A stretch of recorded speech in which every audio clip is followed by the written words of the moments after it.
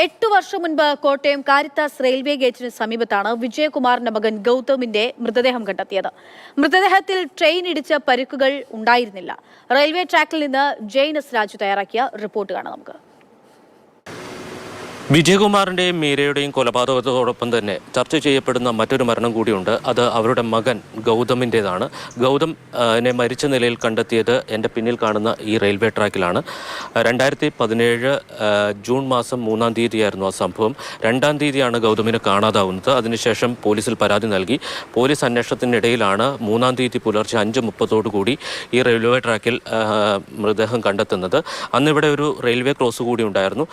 മേൽപ്പാലം ഉണ്ടായിരുന്നു. മേൽപ്പാലത്തിൻ്റെ നിർമ്മാണം ആരംഭിച്ചിരിക്കുന്ന ഘട്ടത്തിലായിരുന്നു. അതോടൊപ്പം തന്നെ സിംഗിൾ ലൈൻ ട്രാക്കായിരുന്നു. ഈ മരണവുമായി ബന്ധപ്പെട്ട് ഒരുപാട് ദുരൂഹതകൾ അന്ന് മുതൽ തന്നെ നിലനിൽക്കുന്നുണ്ട്. കാരണം ഗൗതം മരിച്ചത് ട്രെയിൻ മുട്ടിയുള്ള മരണമായിരുന്നില്ല. പകരം നെഞ്ചിലും അതോടൊപ്പം തന്നെ കഴുത്തിലും ആഴത്തിലേറ്റ മുറിവിനെ തുടർന്നാണ് ഗൗതമിൻ്റെ മരണം സംഭവിച്ചത്. ഇവിടെ നിന്ന് ഏതാണ്ട് 250 മീറ്റർ അകലെ ആണ് ഗൗതമിൻ്റെ വാഹനം പാർക്ക് ചെയ്തിരുന്നത്. അതൊരു ബ്രസ കാറായിരുന്നു. ആ കാറിൽ നിറയെ രക്തം തളം കെട്ടിക്കിടക്കുകയായിരുന്നു. ഞങ്ങൾ നേരം വെളുത്തപ്പോൾ ഇങ്ങനെ ഒരാൾ മരിച്ചു കിടക്കുന്നു എന്ന് മാത്രമേ അറിഞ്ഞുള്ളൂ. വേറെ ഒന്നും ഞങ്ങൾ അറിഞ്ഞില്ല. പിന്നെ വണ്ടി അവിടെ കിടപ്പുണ്ടായിരുന്നു, അതേ അറിയത്തുള്ളൂ. വേറെ ഒന്നും അറിയില്ല. പാലം തുടങ്ങുന്നിടത്ത് അന്ന് അവിടെ പാലം ഇല്ലായിരുന്നു. അപ്പം വെറും ഭൂമിയായിട്ട് കിടന്നിടത്താണ് വണ്ടി കിടന്നത്. വേറൊന്നും അറിയില്ല.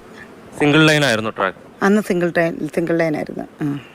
പക്ഷേ വലിയ ദുരൂഹതയുള്ള ഒരു സംഭവമായിരുന്നല്ലോ. അതിനുശേഷം പോലീസിന്റെ അന്വേഷണമൊക്കെ ഇവിടം കേന്ദ്രീകരിച്ച് നടന്നിരുന്നു. ഇവിടം കേന്ദ്രീകരിച്ച് ഒന്നും നടന്നില്ല. പോലീസ് വന്നു, ബോഡി എടുത്തു പോയി. പിന്നെ മെഡിക്കൽ കോളേജിൽ പോയി ഇൻക്വസ്റ്റ് ഒക്കെ ചെയ്യുമായിരിക്കുമല്ലോ.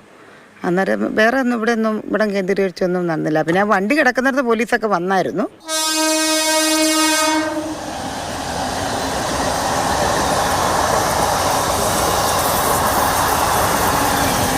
ഗൗതമിൻ്റെ വാഹനം പാർക്ക് ചെയ്തിരുന്നത് ഈ മേൽപ്പാലം ആരംഭിക്കുന്നതിന് സമീപത്ത് ഇപ്പോൾ ആ കാറുകളൊക്കെ പാർക്ക് ചെയ്തിരുന്ന ആ ഭാഗത്തായിട്ടാണ് വാഹനം പാർക്ക് ചെയ്തിരുന്നത്.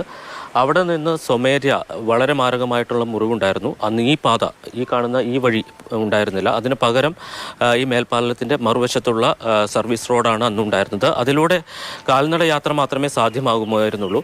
അതിലൂടെ ഗൗതം സ്വമേധയ നടന്ന് ഏതാണ്ട് 250 മീറ്റർ അകലെയുള്ള ട്രാക്കിലേക്ക് എത്തി എന്നുള്ളതാണ് പോലീസിൻ്റെ ഒരു നിഗമനം. പക്ഷേ അത് തീർച്ചയായിട്ടും സംശയിക്കപ്പെടുന്ന ഒരു കാര്യം തന്നെയാണ്. ഇത്തരത്തിൽ മാരകമായ മുറിവേറ്റ ഒരാൾ സ്വമേധയ അവിടം വരെ നടന്നു പോകാൻ കഴിയുമോ എന്ന ചോദ്യം തന്നെയാണ് കോടതിയും അതോടൊപ്പം തന്നെ കൊല്ലപ്പെട്ട വിജയകുമാറും മീരയും അവരുടെ കുടുംബാംഗങ്ങളും ഒക്കെ ഉന്നയിക്കുന്നത്. അതുകൊണ്ട് തന്നെയാണ് ഗൗതമിൻ്റെ മരണത്തിൽ വലിയ ദുരൂഹതയുണ്ട് എന്ന് ആ കുടുംബം വിശ്വസിച്ചത്.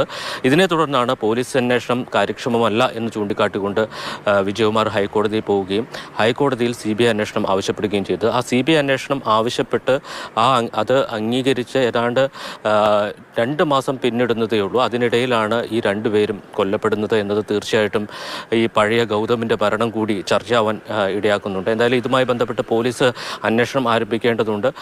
കൃത്യമായി എന്താണ് സംഭവിച്ചത്, ഈ അല്ലെങ്കിൽ ഈ മരണങ്ങൾക്ക് തമ്മിൽ ബന്ധമുണ്ടോ എന്നത് അടക്കമുള്ള കാര്യങ്ങളാണ് പരിശോധിക്കേണ്ടത്. അത്തരമൊരു പരിശോധനയിലേക്ക് പോലീസ് കടക്കും എന്നാണ് കരുതുന്നത്.